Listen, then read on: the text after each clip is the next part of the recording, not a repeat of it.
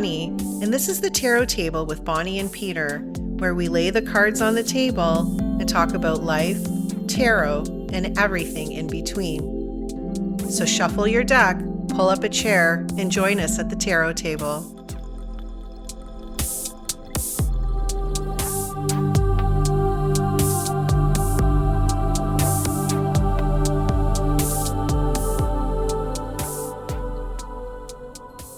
Welcome to the Tarot Table with Bonnie and Peter.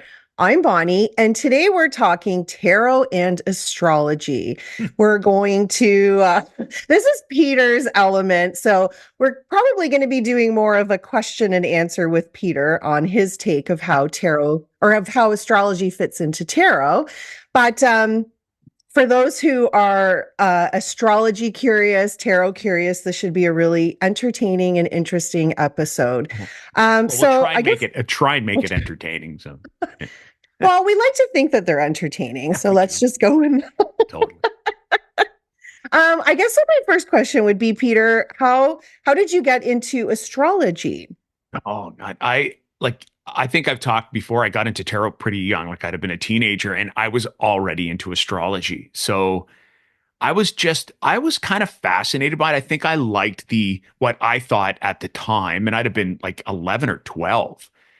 I liked the blend of what felt like math and science with, sort of a taboo topic. Like I think I've mentioned before, I had a bit of a rebellious streak, and this was a great way to do that. So like I remember, and I'd love to hear from, people who are watching or listening, if you remember this, I'll call it a toy, but I know it was Coleco. So I think an American tech company, they did what I think was called the astrology computer, but I'm not sure. It was like a red, round, lighty kind of box that made noises. It was built something like the old handheld sports games, but it was like, it looked like a birth chart. And you would input birth data and you'd have a companion book. And when you'd input the birth data, I think you'd input even the place and the time and the day based on codes. It would spit back these series of numbers that you would write down, and then you would go into the book and you would read, kind of interpret somebody's chart. And I begged for this thing begged for it for Christmas. And I'd have been around 7th or 8th grade, and my parents got it for me. And I seem to remember it was not cheap. Like I think I'd mentioned it was like, 99.99. So it was like $100, which for my parents at the time would have been a pretty steep gift. So I remember it being like my big gift. And I was everywhere with this thing, asking every relative, every parent, my parents' friends, for their birth data.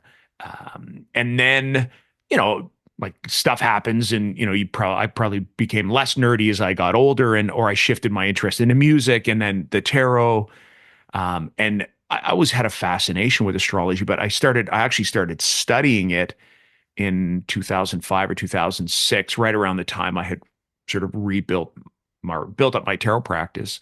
And I started studying it through Ina Stanley's school. At the time was called the Online College of Astrology. So it was a very early online kind of astrology module. And I always felt pretty fascinated with the astrology. I attended an astrology conference in 2008. So I kind of went to Denver, Colorado as a student.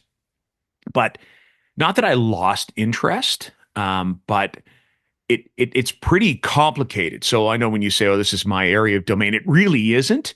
I understand it enough to connect it to the tarot, but I really do I find them to be good companions. We'll talk a little bit more about that.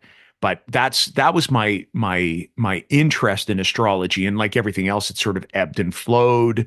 I would read some books, but it wasn't really until I started studying it formally. And I only did that. I think I took my last class. Funny enough, probably took my last class in 2008, shortly after meeting my wife, who is a professional astrologer. So I guess I probably figured, okay, I don't have to take classes anymore. I can literally just ask my significant other if I have any astrology questions. But at least that's the, sort of joke or anecdote that I tell. But I really became fascinated with the tarot. What about you? Because I know you have some interest in, you said it's my domain, but I'm not sure that that's quite accurate. What about you when Well, in before astrology? I answer this question, I'm curious to know about this toy that you got. Did you find it in the Consumers Distributing catalog? Yes, that's exactly. It Oh, was did either that or it was the Sears Wish book you? Mm-hmm. catalog. It was I one or was gonna the say, how other. does one find a toy like Totally. that That's unless you're looking in a Yeah. catalog? It actually might have been an advertisement in the back of a comic book or something like that. Mm, Cause I really did like, some of the horror genre comic books.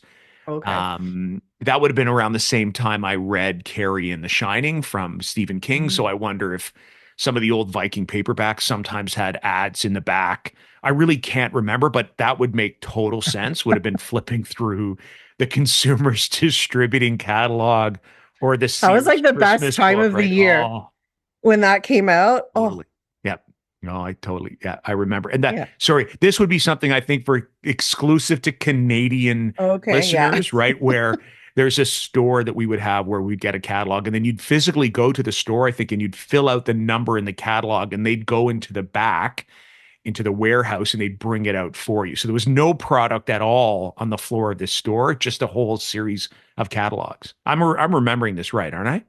Yeah, that's Yeah, yeah, exact. You yeah. waited in a line, right? Like Totally. that line Yeah. formation for your Yeah. turn, and then they would go and pick up your Pick your product. stuff. And Totally. yeah, Yeah. for sure. So yes. So there you go. That's probably where it was. I So was gonna say, I wish I had that toy. it was great.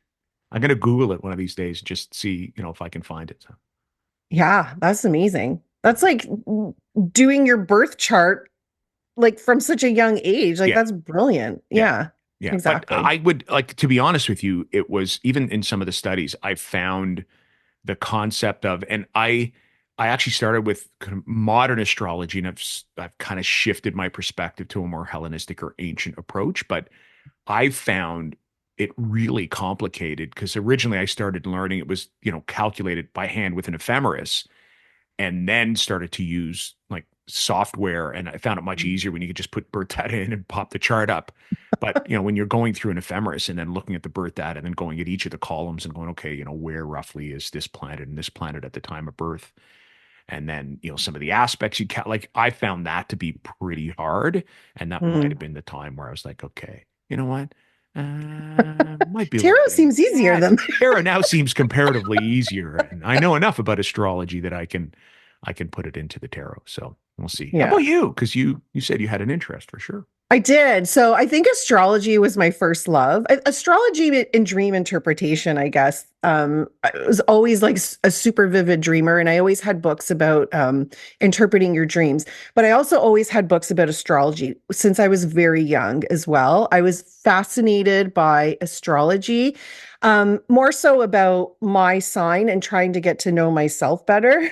So I didn't really understand anything about birth charts. I'm sure the astrology books that I had were very basic in terms of like, oh, if you're a Libra, this is what it means to be a Libra, right? Yeah. So I did read those a lot, and of course, being a child of the like 70s and 80s, um, I would read columns, right? Like in Cosmo or whatever.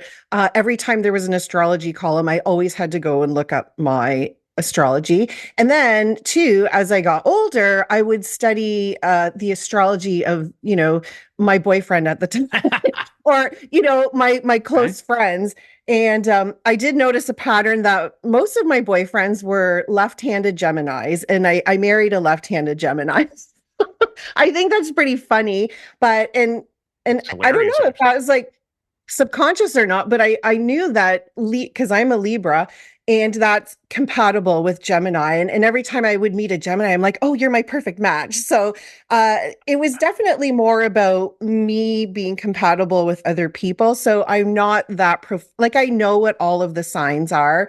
I could tell you a little bit about the sign. I know what the element is that's related to the sign. And actually, tarot helped me with that because prior to studying the tarot, I didn't know what the elemental correspondences were with the signs. But I am a Libra through and through, and that I always really connected with that. I even in the 90s got a tattoo, a Libra tattoo, because I was that committed I wanted a tattoo that represented something. that was really meaningful to me. Yeah. And being a Libra was that. And now I understand that that's because not only is my sun sign Libra, but my rising sign is also Libra. So I think that also magnifies it a bit, which I'm Mhm. sure you would know. Yeah. So I do have a very limited knowledge about astrology, but I've always been fascinated by Significant it. fascination.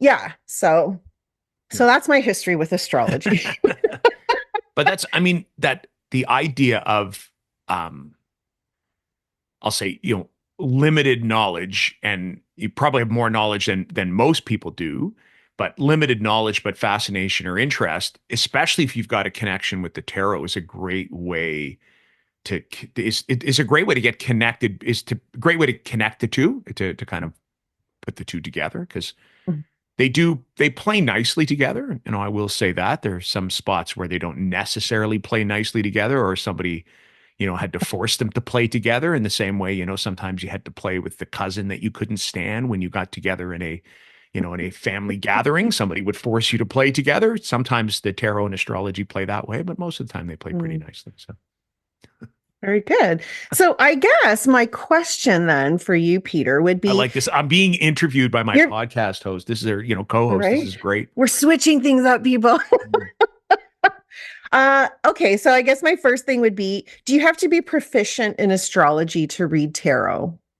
No, not at all. I definitely think the tarot stands as a system on its own. Having said that, so I would imagine that many people would read the tarot without ever considering what's happening in astrology. But as you and I have talked, even as we talk about the cards, the different cards, and we interpret them from a slightly different way, just having those conversations or just experiencing someone else's interpretation of a tarot card helps broaden your the foundation of the card's meaning. So when you and I do our draw at the end of the episode, so for those of you who are listening for the first time, stay tuned. Right, we always draw a card at the end of at the end of the episode. Your interpretation helps broaden my future interpretations of that card. So I Mhm. always think knowledge of astrology helps do the same thing. It helps broaden the understanding of the cards themselves, because every card, every 78, like all the 78 cards of a tarot deck have some kind of astrological association. And some of them are really straightforward and kind of, I won't say easy to get, because I mean, some you'll know right off the bat as they make sense. But some you just kind of say, okay, well, I know that this is associated with this, and others are almost systemic, that you kind of have to understand a little bit about the position of the sun in a birth chart, and then figure out, how cards are associated. But they really can help deepen your understanding of each card in the same way numerology would. Understanding the numerological aspects of five, or of Mhm. nine, or of one would help you understand the aces, the fives, and the nine in each deck, would help you understand the magician, help you understand the hierophant, help you understand temperance, which is also a five. You know what I mean? Like help you understand all the nine cards, which would be the moon, which would be the hermit. Like if you're looking at nines, all of those kinds of things help deepen your understanding. So astrology does the same thing. So I think what I've done is said the same thing three times in three different ways, but just so, it, and to summarize it for a fourth time, it really can help bridge your understanding sort of between the two. But like that, remember, astrology in and of itself is about 4,000 years old, right? Like it's an old study of kind of the visible sky, right? How did we connect with what we see in the sky? The tarot, although there were stories that the tarot, predates all kinds of different mythologies, that's not really we're pretty sure that the tarot as a tool might be about 600, maybe 700 years old. And as a divination tool is only a couple of hundred years old, right? Mhm. Occultists only started doing that in the 1770s, 1780s, mostly French occultists. So astrology kind of came first, and tarot occultists said, well, how can we take this system that we also know and kind of insert it on top of, or put it on top of our tarot system. How can we take astrology and put it on top of tarot? No, I don't know. It helps. I will also say this: short answers are not my forte. So if you're going to ask me a question, you have to expect that too. I will very rarely give a short answer. So there you go. I don't know. Does And that that's answer your question? Like, because you had said, do you have to be proficient? And I guess the short answer is no. The long answer, just rewind for the last 4 minutes or so, and you can listen to my. thank you, Peter. From my perspective, because I I wouldn't consider myself proficient with astrology. There are little bits Yeah, that I know, but but coming knowledgeable, in, right? Yeah. yeah, coming into the tarot, when I started learning tarot, I didn't use any astrological associations with the tarot. So if you are new to the tarot Yeah. and you're not proficient in astrology, you don't have to know it. Totally. Yeah. And Um, sorry, go ahead. so we're not trying to say that you do, No, but I guess no. that'll lead me into my next question. So if you are familiar with astrology and you're not familiar with tarot, do you think that your familiarity with astrology will help you learn the tarot? Yeah. And that I think would be more of a yes than the other way around. Like that would be a yes for sure. And I say that because the the system, so astrology, and I'll use the general term esoteric societies because that's primarily who, put like laid over astrology into the tarot, inserted astrology into the tarot. Um, it they really did try and look at astrological connections. So if you understand the astrology, then it will definitely help you learn the tarot. And I'll give an example. So if you understand, and this is, I'll kind of do a bit of a caveat. I tend to focus on Hellenistic or more of an ancient style of astrology. That's probably through influence of my wife's practice. But even with modern astrology, there there's both, right? There's room for both. There's space for Mhm. both in that astrological correspondence or connection to the tarot. But something like the sun. So for those who are not familiar with astrology at all, when you hear something like, "Oh, I'm a Gemini," usually it's because your sun was in the space of the sky called Gemini when you were born. So I'm a Gemini usually means your sun sign is Gemini. Now, there's so much more to astrology than that, Mhm. but the sun sign is Gemini means something. It's got a list of things that a Gemini might be. There are things obviously that Bonnie's attracted to, since she said left-handed Geminis, are a type. So she might be better equipped to talk to us about what a Gemini is. But Gemini, the sign Gemini is actually linked to the tarot card, the major arcana tarot card of the lovers. So, for somebody who understands that connection of duality of Gemini or of choice of Gemini, because those are two things that sit inside, the basket of interpretation of a Gemini, can right away see, oh my goodness, that concept of two-ness, the idea that there's usually two main characters at the forefront of a lover's card, and often it is, a lover's card that has an element of duality. It often a card that signifies big choice, which can also sit inside that Gemini window. So for somebody who's like, oh, I understand the idea of Gemini, I understand the sign of Gemini and how to interpret it, can immediately go, oh my goodness, that is connected to the lovers right away without knowing anything of the lovers, can already understand some concepts associated to the lovers card. Another example, and I said Sun and Gemini. So Gemini linked to the Lovers card. The Sun, because the planets also are linked to a card. The Sun is actually linked to the Sun card. Funny enough. So if you understand what the Sun is, that outward self assurance, source of our own inner energy, the light that we shine out to somebody else, that is very much what the Sun is like in astrology, the idea of our true self shining forward. If we were like, oh, well, I understand the sun in astrology, why don't I take a look at the sun in the tarot?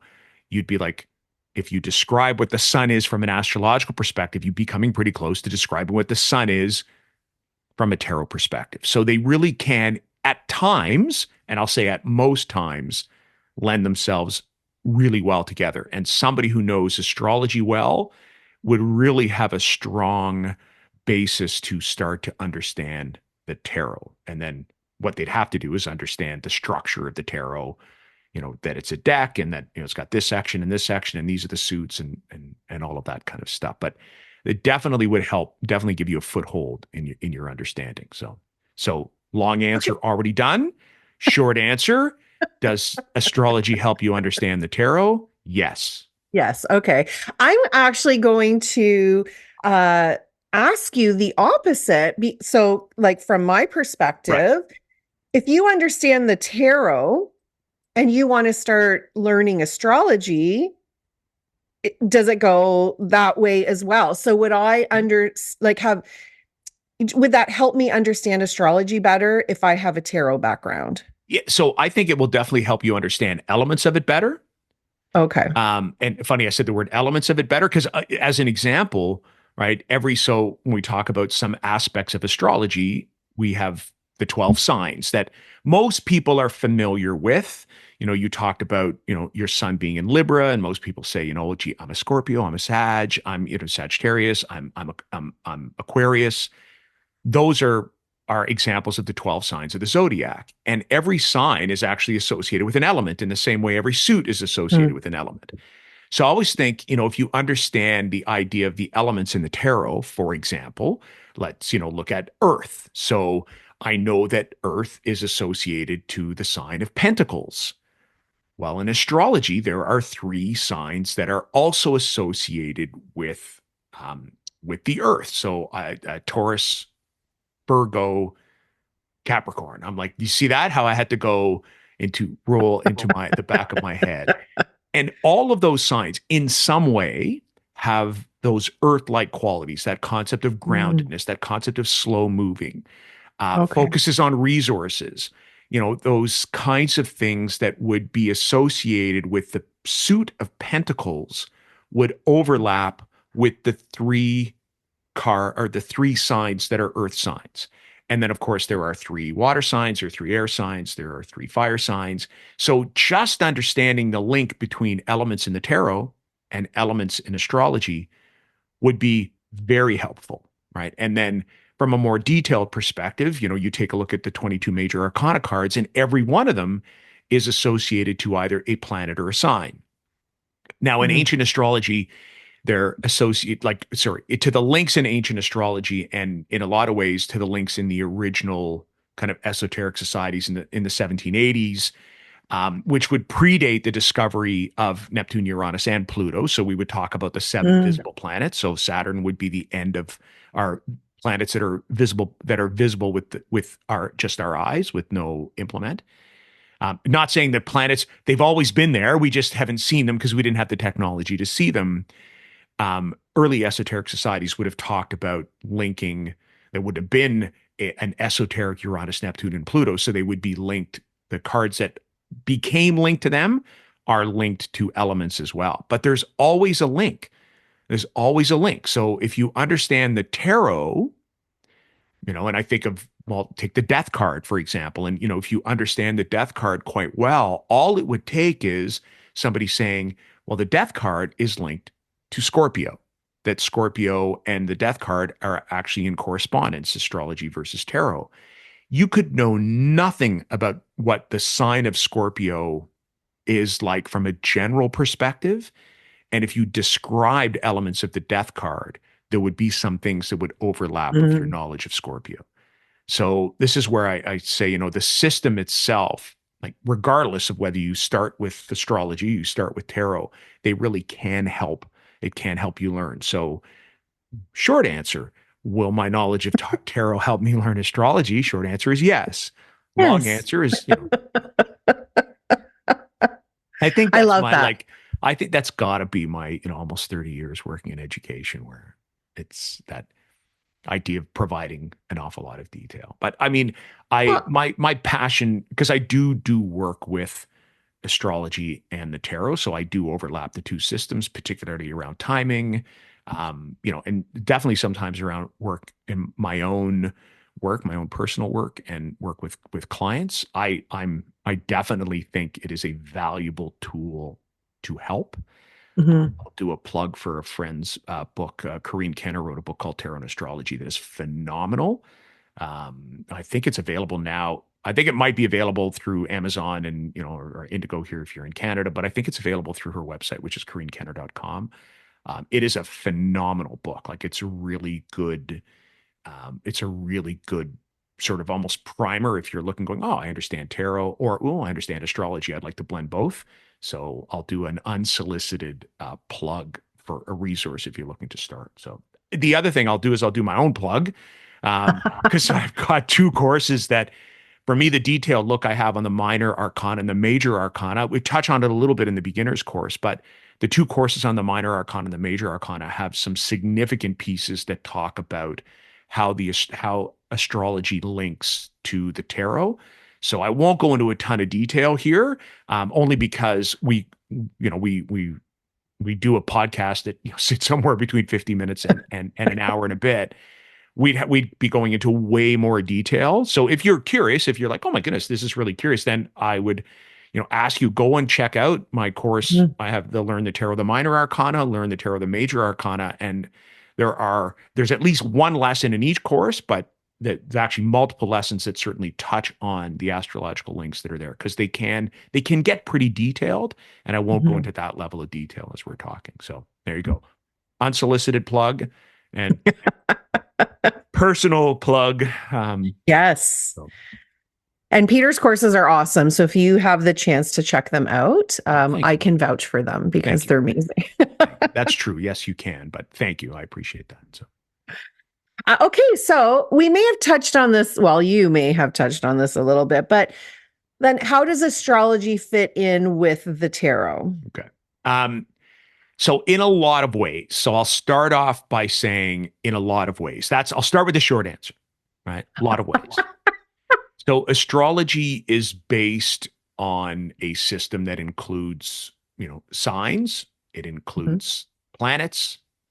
Um, it includes a chart, and a chart is pretty much just a 360-degree map of the sky at any point in time. People talk about a birth chart, which is, well, what did the sky look like at 360 degrees? So that's horizon to horizon, sky you can see, horizon to horizon, underneath you, sky you can't see, 360 degrees. Take a snapshot of that, tells you where things are in the sky at a particular moment. Birth chart's the moment you were born, event chart, the moment of an event, Okay. all of those kinds of things. So that's kind of the starting point. And then, as we know, right, there are planets in the sky at that time, and they're all somewhere in the sky. And what astrology does is it takes the sky and it divides it up into 12 sections of 30 Are those degrees. houses? Those are actually the signs Oh, themselves. the So signs. the Sorry. signs, Okay. right? So the signs are a 30-degree section of the sky. So, Mhm. for example, when you talked about your sun being in Libra, all that means is that the sun, on the moment you were born, was in the section of the sky an astrologer would call Libra.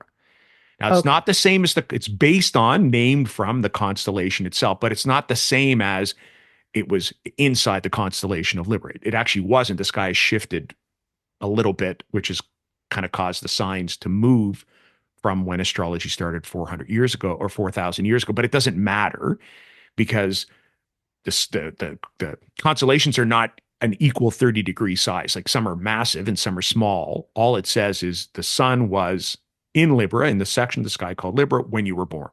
So your Okay. sun is in Libra. But Okay. everything else in the sky, the Mars, the moon, Jupiter, Saturn, Uranus, Pluto, like everything was somewhere in the sky, Right. as was the ascendant, which is the horizon line at the kind of rising sign, and then the descendant, which is sort of the horizon line at the other end of the sky. And all of those are points on a chart that people take a look at. And many of the or all of the planets, all of the signs, all connect in some way, somewhere, to the tarot. So, and then, so just to give examples, right? The magician, the high priestess, the emperor, the empress, all connected to either planets or signs. So the magician connected to Mercury. The high priestess, I think I mentioned before, is connected to the moon. The empress is connected to Venus. And then, and so forth and so on. So we have like every card has a connection of some kind. Every planet Mhm. has a connection to a card. And then every Okay. sign has a connection as well. Um, every sign has a connection as well. So Aries is connected to the Emperor, Taurus is connected to the Hierophant. I had mentioned before, Gemini as a sign is connected to the Lovers, Cancer is connected to the Chariot. You mentioned Libra, Libra is connected to Justice. Justice, right? So I have a fair amount of Scorpio in my chart connected to the Death card. So every sign is also connected to a card in the major arcana. So the 22 cards of the major Mhm. arcana from the Fool to the World are connected in some way to a sign or to a planet. Some of the Okay. cards are also connected to elements from an ancient astrology perspective. So, even that way, like if we talk about the four elements that are connected to signs, we also have connections to elements in the tarot. And this is kind of the system I follow. So, the element of fire is connected to the major arcana card Judgment. The element of air is Mm. connected to the major arcana of the Fool. The element of water is connected to the Hanged Man. The element of earth is connected to the World card. Um, yeah, so like when you talk about how it's connected in many, many ways. Even the minor arcana, and this one is a little bit harder because, like, I'll just kind of quickly sort of talk about it. Said, the sky is connected into 12 sections of 30 degrees. Each sign is 30 degrees, and each sign is connected even is divided even further into three different sections, which are called decans. So a decan is a section of 10 degrees, and each decan is associated to the card of the minor arcana based on whether it's a sign that is either cardinal, fixed, or mutable, which is sort of the first sign of a season, second sign of a season, third sign of a season, and then also connected to an element. So if it's a sign that is an earth sign, then the minor arcana card is connected to one of the three earth signs. If it's an element that is water, cups, for example, then the minor arcana cards of the cups are connected to one of the signs that is a water sign, Cancer, Scorpio, or Pisces. So the connections are really intricate. Um, they sound more complicated than they are. And I always suggest to people start with the easy kind of one-on-one or one-to-one connections, Mm. which exist in the minor arcana. 22 cards, 22 associations. Stop The there. major, you mean? Sorry, the major arcana. Thank you. So the 22 cards of the major arcana. And then, because I was thinking a step ahead, if you want to go into greater detail, then start looking at the connections that it makes with the minor Mhm. arcana, because the minor arcana cards make connections. The aces make a particular seasonal connection. 2 to 10 make a much more specific connection. And then the court cards make a couple of connections. They make connections through element, they make connection through position in the sky. But they and it's not that hard to learn once you understand what the system is. Um, and when we do our card draw, I'll try, if I draw a card from the minor arcana, I'll try and kind of talk my way through how I'm thinking about where the astrology happens to be, and then maybe talk a little bit about what that interpretation might look like. So yeah, so you find it primarily planets and signs in the major arcana. That's Okay. the primary link. The elements, which exist both in astrology and in tarot, are found in a couple of places. There are some major arcana cards that do double duty with their links to the element, but the biggest link to the elements of astrology are in the suits of the tarot, as well as in the court cards of the tarot. So Great. I Wow. So does that make sense? yeah, it makes total sense. I sort of understand my particular cards. If Yeah. I were to have to do that for somebody else, I wouldn't have any idea how to do that Well, without, further study or some guidance. But I guess one question I have, and I think you've cleared that up for me because I was confused about that. So in the major arcana, if you can one card be related to a planet and a sign, or they're totally separate? So, There, like, sorry, you're go ahead. either a planet or you're a sign Yeah. So for most cards, you are either a planet or a sign in the major. in Okay. the major arcana. Now, so I'm going to say, as a general rule, that's the case. Okay. If you're following a traditional approach, then there are some cards that do a little bit of double duty. The Okay. Earth is one example where the world is one example, where the world is associated to both an element, Earth, and to a planet, Saturn. No Okay. card is linked to a sign and a planet. No, you're either a Okay. planet or you're a sign.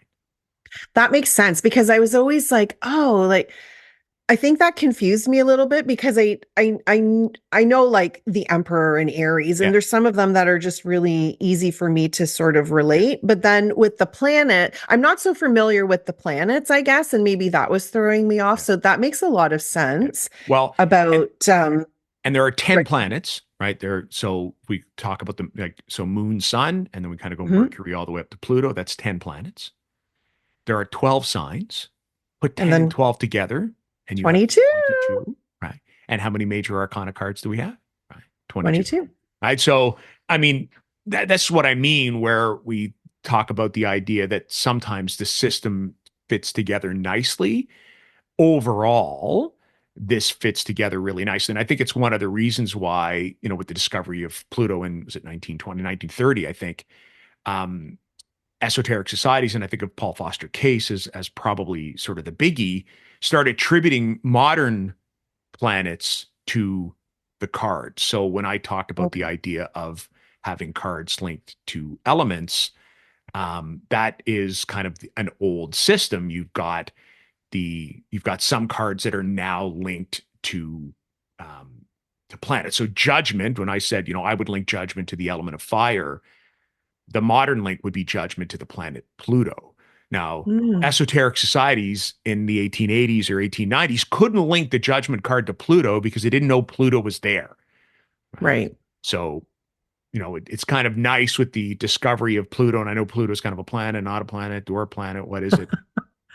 It's still there from an astrological perspective. Um, so you got those 10 planets with 12 signs, and they really link nicely to 22 signs in the major arcana. So, yeah, planet. So, again, short answer, right? Are they linked with a planet or a sign and not both? And the short answer to that is yes, they are.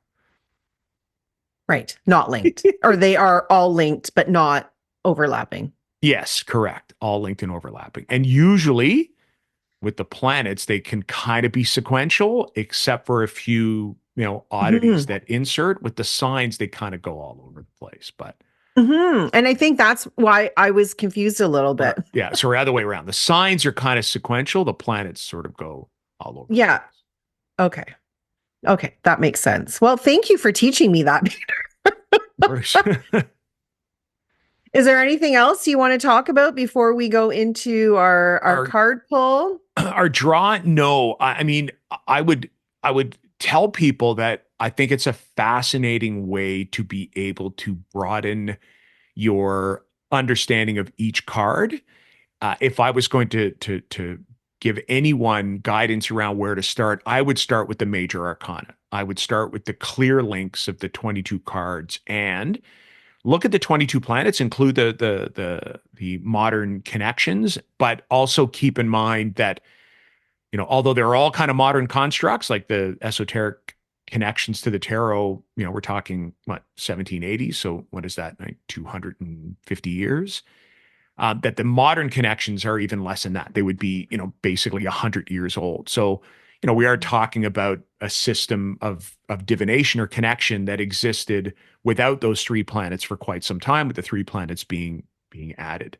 But they do make a nice starting point. And then if you're like, wow, this actually helps me out, then start slowly exploring the connections that exist in the minor arcana. But I would wholeheartedly tell you that if you really are looking to deepen your knowledge, that don't shy away from it. It may sound complicated. I might have made it even sound more complicated than it should. But those major arcana connections can be quite easy. It's just simply remembering, okay, this one is connected to this one, and a lot of them make sense. The tower is connected to Mars. God of War connected to the Tower of Destruction. Makes complete sense. Somebody would say, death connected to Scorpio makes complete sense. The sun connected to the sun makes complete sense. Oh, I just got the connection. Okay, Right? literally, I just had a moment like Scorpio and the death card because the scorpions can kill you. Is that the Sure. But connection? but Not that also we're the link, talking about a literal death in yeah, the death card, but like an an ending ending, or right? And release. Yeah, and those okay, ideas okay. of release, those ideas of and the same thing with that concept of depth, death, not death and depth. They are both, though they can be certainly concepts that are linked to Scorpio. If you looked at, and I don't, but if you looked at modern astrology, the Scorpio link would be to this link of the eighth house, which would also be a link to that concept of death and endings as well. So there, like I said, there are all kinds of ways to be able to help and enhance the layers through which you would look at the tarot through the lens of astrology for sure. Right. And some, I always think the moon, you would think, oh, the moon's associated to the moon. No, it's not. The moon is associated to the high priestess, but that makes perfect sense as well. If we understand the high priestess and then we understand the role that the moon plays Mhm. in astrology, that's a pretty strong connection. It's not connected by name. The card of the moon is connected to Pisces, which though also makes sense if you understand Pisces. So I think of somebody who's in astrology and going, oh, I understand Pisces quite well. If I was saying, okay, take your knowledge of Pisces and move it over and overlap it with the moon card in the tarot, you'd start to get a really good basis for the understanding of what the moon card happens to be. It's quite dreamy. It has an element of wishy-washiness to it, that there's no real strength or foundation, that there's that water flowing. Again, there's some depth to it. All of those things could describe the moon card and describe Pisces. So having an And you understanding just of one and you helps, just described my moon in Pisces. right? Little wishy-washy. That's Thanks, Peter. You're Thanks for welcome. calling No me worries. out. No worries. I didn't say a word, actually. I didn't say a word. I just used it as an example. Well, you know what is funny? Because I'm so closely tied to being a Libra. And I before just probably within the last year, I downloaded a chart and then sort of tried to get a little bit Yeah. familiar with my chart and then realized I had my moon was in Pisces. And I'm like, well, that makes sense because I'm really emotional. I cry a lot, right? Like all these things, which aren't necessarily related, I think, to the sign of like to that Correct. air sign. Correct. And I was like, oh, okay, that makes sense to me that I have that connection. And, Yeah. so Well, anyway. and I'll borrow a concept from my wife's teachings, and the idea that when you take a look at your birth chart, and I know everybody's familiar with their sun sign, and a lot of people familiar with their rising sign, which is the sign that was on the horizon, on the sunrise horizon. So I guess the left horizon or the western horizon, sorry, Eastern Horizon.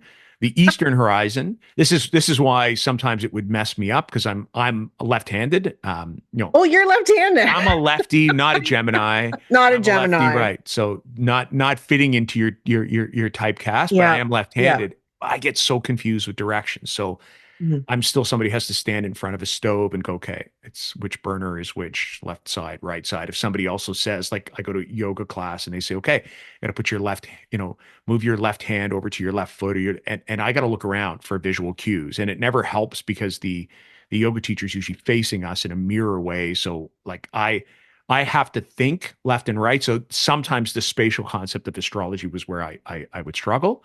But Mhm. all that to say, remember that when you get your birth chart, it is telling you where multiple things in the sky are. So you Mhm. know where your sun is, and you know Mhm. where your moon might be, and you know where your rising sign or where the horizon was. But Mars was somewhere in the sky, Venus was somewhere in the sky, Saturn was somewhere in the sky, Jupiter was like they all were somewhere in the sky. Mhm.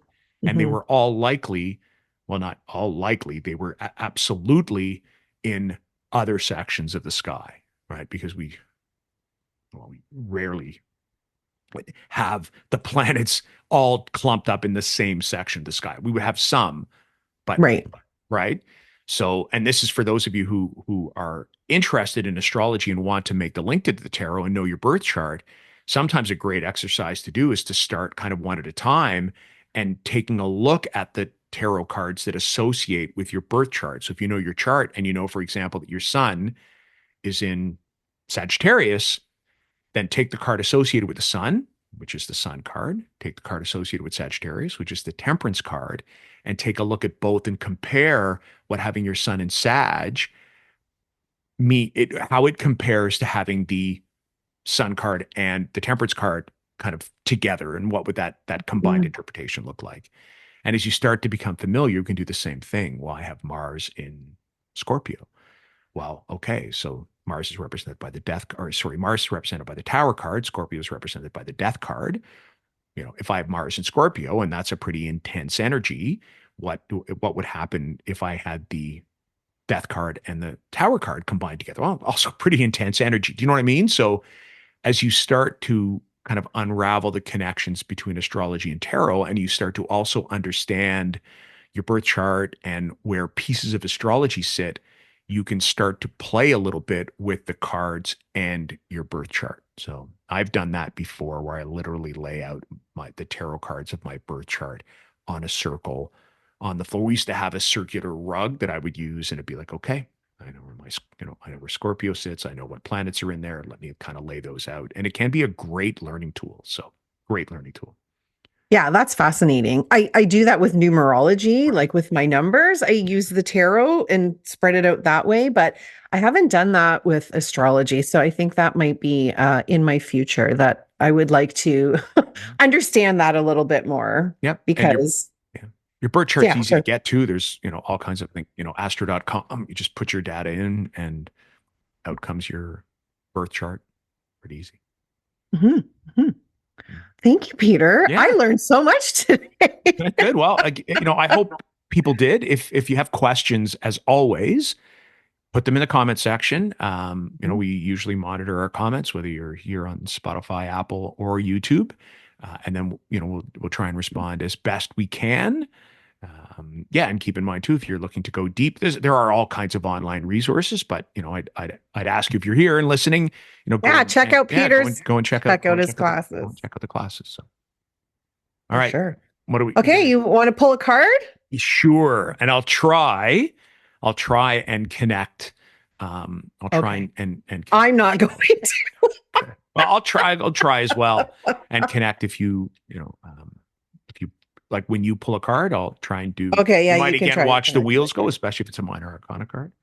You Hmm, want me to hmm. start? Sure. Okay. I guess I should. I'm using Sasha Graham's The Darkwood Tarot today, which yes. I So love that deck. well, and we're kind of approaching Samhain or Halloween season, so I think it has that kind of theme. I don't have a Hmm. ton of theme decks, but I've got a couple that would be in that genre, so I might as well use them. All right, just gonna. Okay.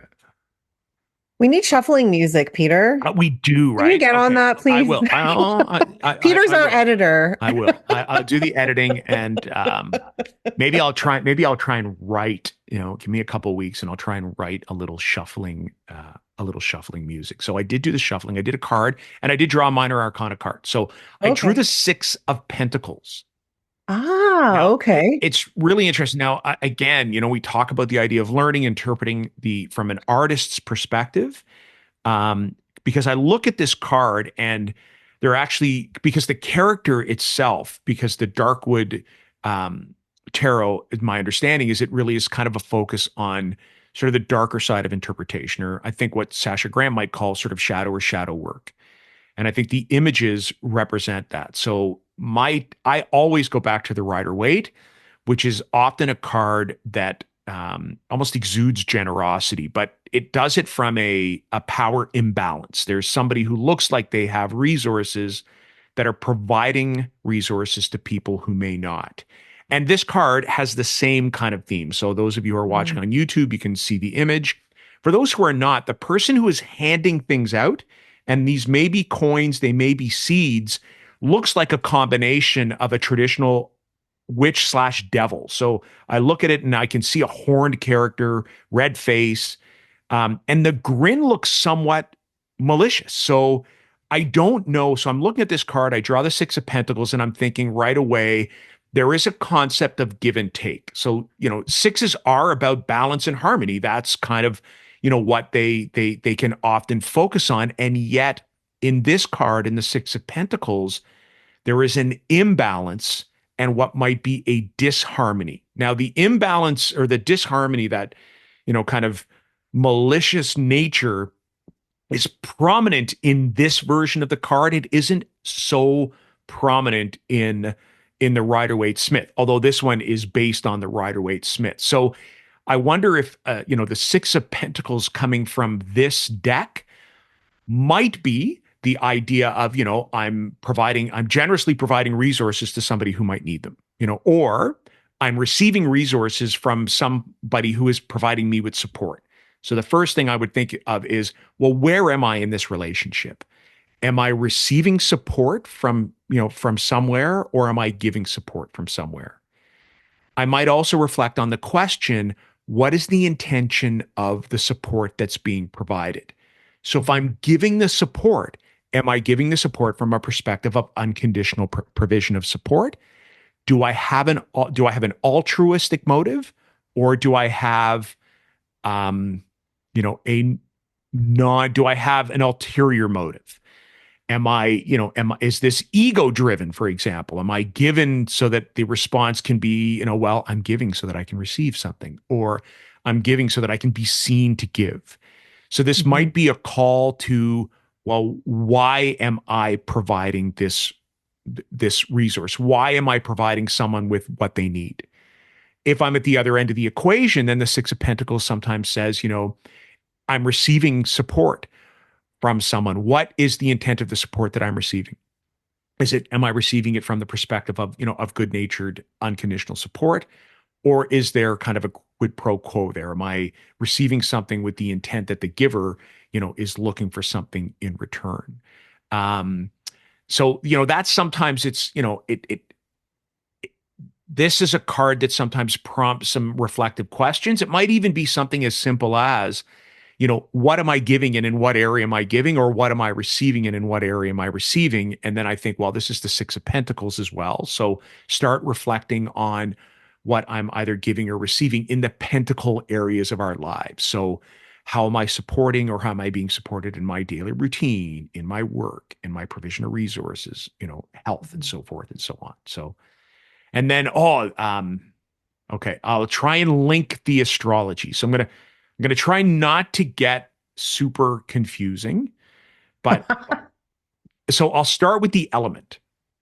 So Okay. we have pentacles, which is, and I'll ask you. So, Bonnie, what's pentacles is what element? Earth. Earth, right? So, And I'm wearing red, so there right, you go. right away, we know that it is linked to either Taurus, Virgo, or Capricorn. Because those are the three earth signs in the zodiac. So in this card is linked to one of those three signs. So right away, through series of elimination, we've eliminated 9 of the 12 signs, and we've got 3. The way the minors are linked is through what's called modality. So each of the signs is either cardinal, fixed, or mutable. And all that means is it the first sign in a particular season? So I'll give you an example. Aries, first sign of northern spring. Aries, fire sign. Aries, cardinal sign, because cardinals come first. Okay. So the Aries sign is cardinal and fire. And it is the only cardinal fire sign in the zodiac. If we looked at the next sign, which is Taurus, Taurus is an earth sign. It's in the middle of a season. For us, it's in the middle of northern spring. Fixed signs are the middle sign in a season. Taurus is an earth sign. Taurus is fixed earth. Oh. Gemini, last sign in spring. Gemini is an air sign. Okay. Gemini is mutable. because mutable signs are the modality that we attach to the last sign of a season. Gemini is the only sign that is both mutable and air. Gemini is mutable air. The numbers of the minor arcana fit that same system. 2, 3, 4, cardinal. 5, 6, 7, fixed. 8, 9, 10, mutable. So whenever you see a 2 or 3 or 4, you know it's going to be attributed to a mutable sign. Then all you got to think of is, okay, well, so the 2, 3, 4 of wands, 2, 3, 4 of pentacles, 2, 3, 4 of cups. So then it's either mutable fire, mutable air, mutable water, and it can only find itself in one sign. I had said that 5, 6, 7 are fixed. Pentacles are earth. There is only one fixed earth sign. It's Taurus. Okay, let me do the math. All right, you do it. Okay, fixed is the last. Fixed is the middle. Fixed is the middle. Pentacles is earth. Okay, and we have, so earth is Taurus. Yes. Virgo. Yep. And Capricorn. You got it. Which one is the one that sits in the middle of the season? Capricorn. So then I would say, so what are the dates? Right? Well, what are the dates for Capricorn? Capricorn would be 5, 6, 7. No, so because Capricorn is the start of. Oh, so I'm thinking in the minors. Okay, sorry. The dates of Capricorn? Yeah, the dates of Capricorn, because that's going to tell you. Okay, so the dates of Capricorn are like the end of December. Right. So like whatever, 21, 22, right. 23 to the the same, middle, right? 20 of February or of January. Right. So my question would be, is that not the, oh no, that's the beginning. Is that the beginning of winter? Of winter for us, right? So if it's the beginning of winter, beginning is a cardinal sign.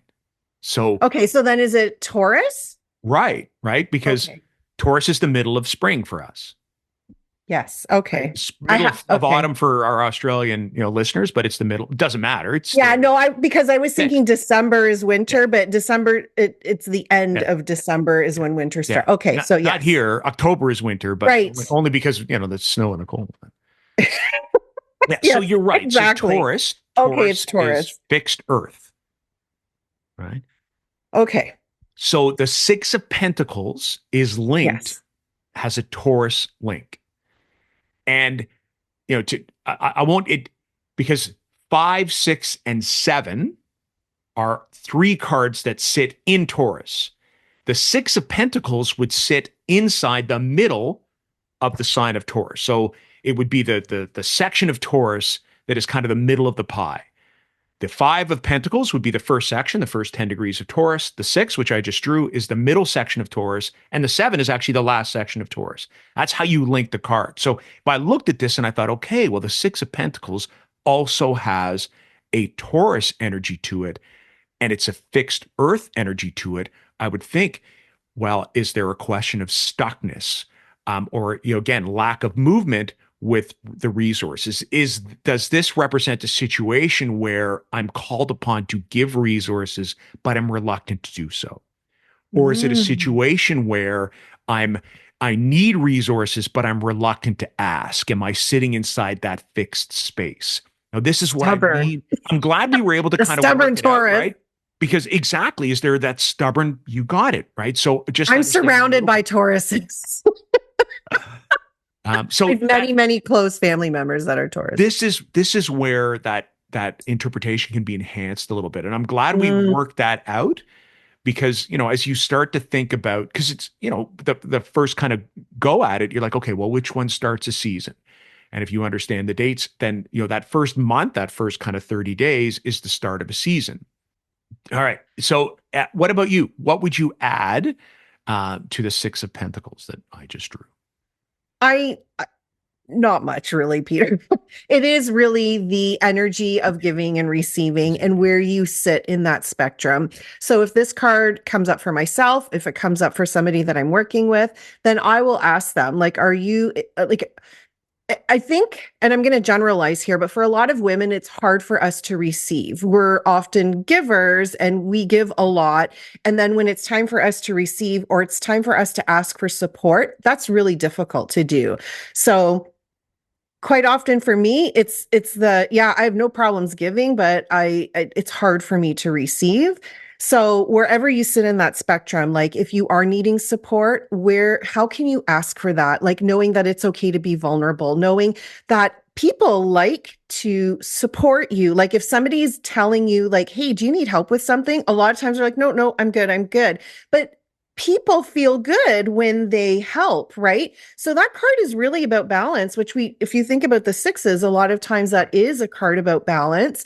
So if you're allowing somebody to help you, you're also helping them because they're happy to do that. And it's also too about I love what you said about that card. Quite often in that deck, I have that deck as well. I absolutely love it. It kind of brings up the shadow side of the six, is like, are you giving to be noted, right? Mhm. Like what are your motivations behind giving? Like if you're giving something, are you expecting something in return? Which is quite the opposite of the energy of the Six of Pentacles, right? Right. It's this idea of giving without expecting anything in return. If you have the resources to give, and it doesn't have to be financial, it could be time, it could be knowledge, so many different things. It could even be like, wow, I have a lot of items in my home. I'm going to be donating these items, and I'm okay to do that. I'm not expecting anything in return for that. So I think that card really brings up where you sit on that spectrum and what are your motivations behind either being too prideful to ask for help, or, if that's your situation, how can you let that go so that you can receive the help that you're needing? So, Right. Hmm. Yeah. Yeah. For sure. mhm. Yeah, it was good. Yeah, it was a good card draw, especially from a different deck because I'm like, oh my goodness, yeah, that image is like, oh, it's got that dark shadow side. So, Mhm, mhm. all right. Yes. How about you? What deck have you got? Okay. So we're still in this season of almost Halloween. So I'm going to continue with my Halloween decks because I have quite a few, and we talked in a previous Yeah. episode how much I love Halloween. Okay. So I'm using the Halloween Tarot by Kipling West. And while you were shuffling, I was shuffling and I pulled a card. And I say this all the time in tarot, is that you can't make like I can't plan any of this stuff. Like I can't even try to make this up. So the card that I pulled is really funny and very not funny, haha, but funny peculiar in the sense that it ties in exactly with what we're talking about today with astrology and tarot, Oh, well, because it is okay. So you didn't pull Justice, did you? no, but I pulled the Queen of Oh, the Queen. Bats, Okay. Yeah. and the bats in this deck are the element of sword, or Swords. the Okay. suit of swords, Okay. element of air. Yep. And what I know about myself in the tarot is that I am represented by the Queen of Swords, Yep. which in this deck is the Queen of Bats. So I get to talk about myself a little bit here. And then, Peter, I'm sure you can offer a lot more information, because so this is, maybe you can help me. We're going to sort of do like our own little reading, Okay. going a little bit deeper here, since Okay. this is like near and dear to Yep. me. But so I'll talk a little bit about what I think about the Queen of Bats, the Queen Mhm. of Swords. So she is a leader. She is courageous. She's an excellent communicator. She's very wise. So I would say of all of the queens, she's probably the wisest queen and the one who has the most courage and strength. She can sometimes feel a little bit, I guess sometimes people portray her as a little bit hard. Sometimes she can have like a really sharp tongue when she communicates. But the thing I get from this queen is that she helps you to speak your truth and stand your ground and be true to who you are, Yes. but doing that in the most compassionate way. So I really love this queen, but I feel like I'm sort of on the shadow side of this queen, because I do embody a lot, like, I love to read and I love to learn. So I think the knowledge is there for me, but what I lack is the confidence or the bravery of this queen to just speak her truth and be who she is and sort of stand in her power.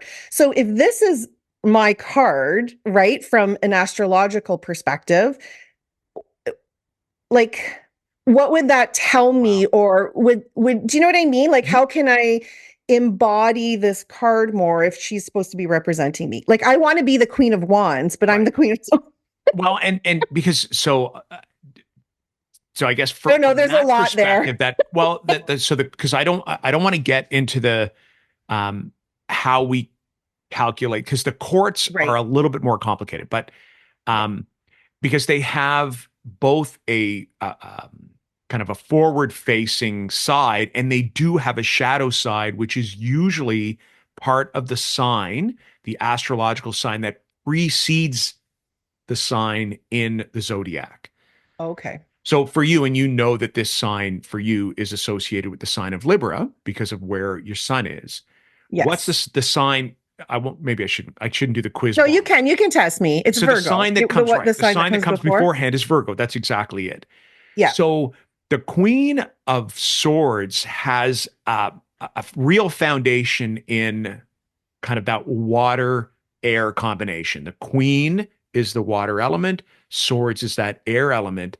And where she sometimes lacks in resources from the esoteric connection with the courts in astrology is in the sign that just precedes it, in that earth element.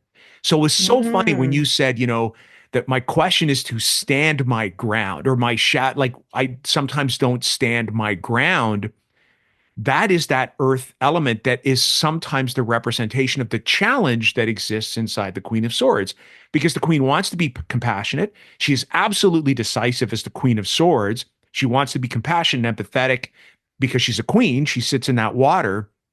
And where the challenge sits is in that kind of what's called the shadow decan.